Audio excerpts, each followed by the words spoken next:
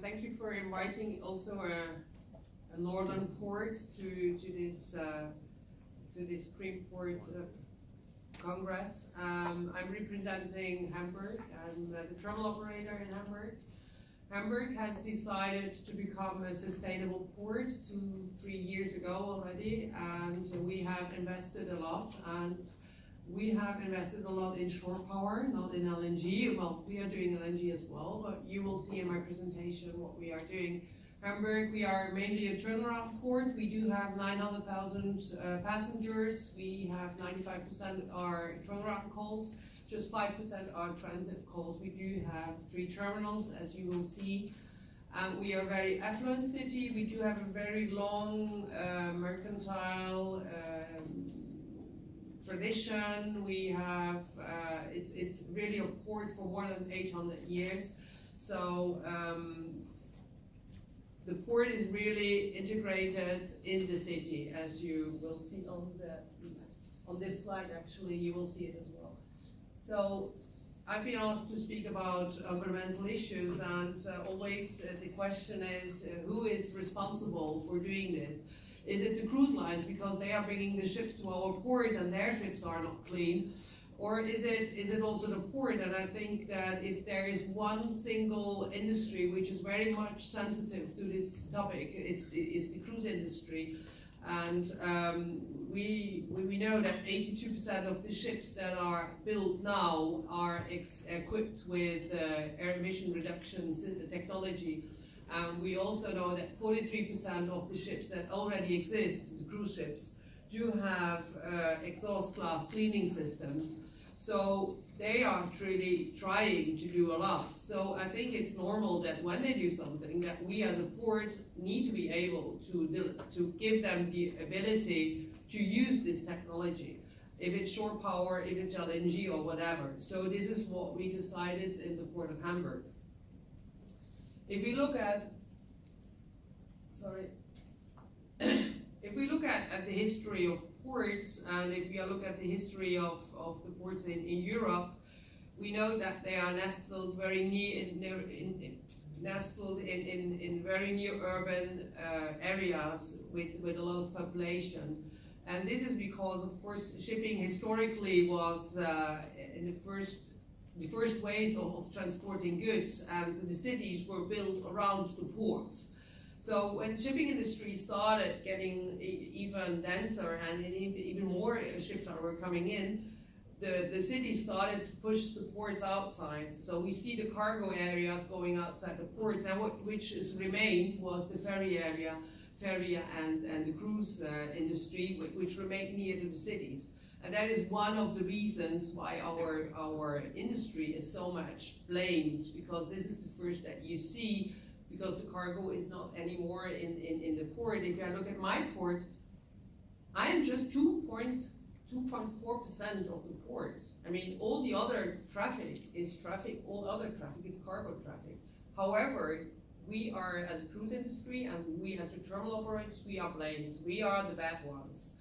And this just to explain. And if you look at here, you see that 3 of my terminals, well, actually, Überseebrück is not a terminal, it's just a pier. 2 of the terminals are in the city area. The big one, we build it outside the area. That is where the Steinwerder terminal is really the one that we put very, very big ships. We put it outside the city in order to avoid such discussion. So it is, another thing you need to know from Hamburg is that Hamburg, the people love cruising, and that we do have events where we attract up to more than 1 million people just to see cruise ships. We have this cruise event for 3 days. We have, whenever the Queen Mary is coming in, we have, the first time it came in, 600,000 people were standing there waiting for this ship. So this is what Hamburg is about. So this is our USP. So if we want to maintain this USP, we have to work on the emission area, on keeping the industry in a positive light. And this is what we are trying to do. So we decided, as this morning Francesco from the Port of Valencia said, it's not just about protection of environment, it's also about social responsibility, and it's also about economical soundness. And therefore in my presentation I will work on the environmental issue, but also on the mobility and on over-tourism. This is our approach. We want to make sure that people are still very keen of cruise industry, and we have this clear action plan, which actually is a plan. It has been, I think, decided by the EU, and we are. It is to reduce the nitrogen dioxide, and the city the last years have done a lot. So they have invested in 200 clean buses, they have invested in setting up 100,000 charging infrastructure for e-vehicles. They have set up car sharing with Daimler and with BMW, with just e-vehicles. They have set up a lot of charging infrastructure also for bicycles. They have worked on the public transport. So they have done very much. And from this year on, they are very focused on the shipping industry. So we will see that. So the first thing what we did in 2016, we installed, I think, the first shore power facility in Europe. And it's EU funded. It's a huge investment. It's 10 million euros. And we have worked it out with Siemens. Siemens is doing the contract with the cruise lines. The port itself is operating it. So we have installed that in Altona, which is one of the terminals which is very near to the city. And this is what it looks like. So we can handle every ship. However, whenever a ship comes, we need to do some tests. So you can't just come and plug. It doesn't work.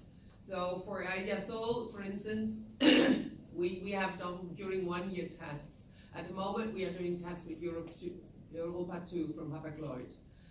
And Valeria said that all the cruise lines are focused on LNG. I do agree with that. However, what we see now is that all the cruise lines are refitting also the ships. MSC is going to refit all its ships for shore power. AIDA is going to refit its ships for shore power. TUI is going to refit the ships for shore power. So we see that you can't focus on one thing only, and this is what we are doing, because we also have LNG. We have LNG fueling in the terminal which is outside of the city. This is the AIDA Prima, and now we have the AIDA Perla, and we're doing fueling by truck. And from this November on, we will have AIDA Nova, who is running on LNG. So we have both solutions. But if tomorrow something else is coming up, we will probably follow that as well. So we are in constant exchange with the cruise lines to make sure that whatever they do, not whatever they do, but to make sure that we are online with what they are doing. Furthermore, we have set up an incentive for green ships like that. We have introduced a new environmental component, which refers to the NOx. This is based on the different tier levels. We also have, of course, AC, which is the Environmental Shipping Index, which is more looking at the CO2, if I'm not wrong. So the ship can have up to 3,000 euros of discount if it comes to our port. However, we are still very much, this is an email from Bellona. Bellona is the Norwegian NABU, I would like to say. NABU is very strong in Hamburg, and they are fighting against us whenever there's a ship and we have smoke, which is not very wide coming out. We have an article in the newspapers. So NABU is always attacking us, and we're never doing we're doing everything wrong. Almost we are doing everything to make it work. So Bellona had in the Arundel week was speaking about Hamburg, that we are refusing cleaning ships, that we are refusing not clean ships, which is absolutely wrong.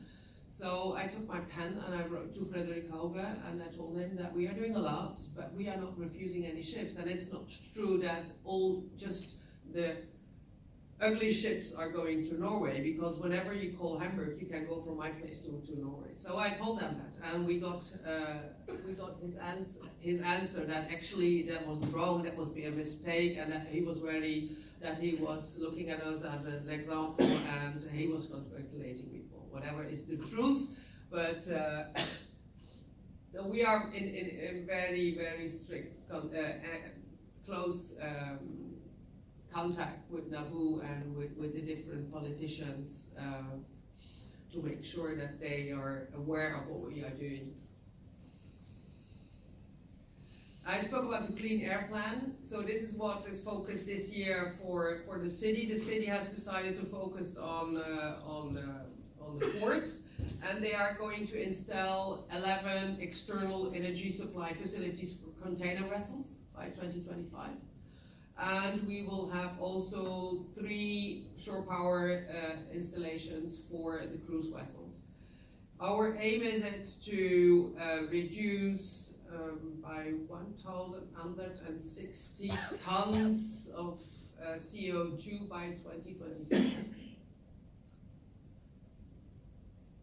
Having forgot to say that, in Altona last year we saved 200 tons of CO2 by using the shore power installation only with the Idasol. Because last year we just had one ship using this.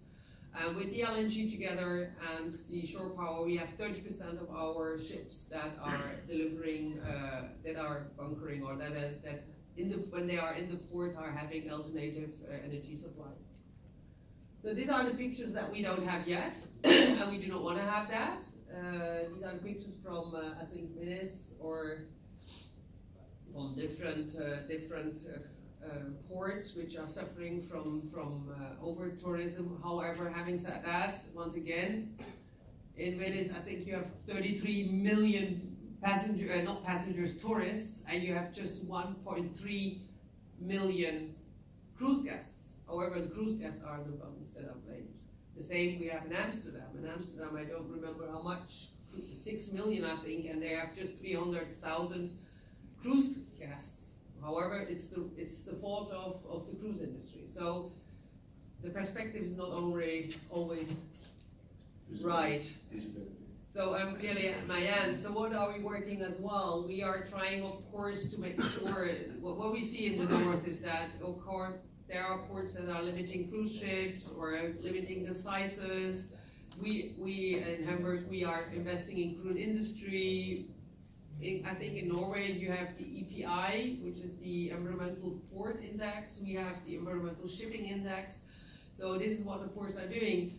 I think, and you mentioned it, mobility is another thing to make sure that if your port or your cruise terminal is in the city, make sure that you have to avoid bottlenecks. Make sure that the people aren't, to avoid reactions from the population that they say, oh, I can't drive anymore because of all these cars and all these buses and all.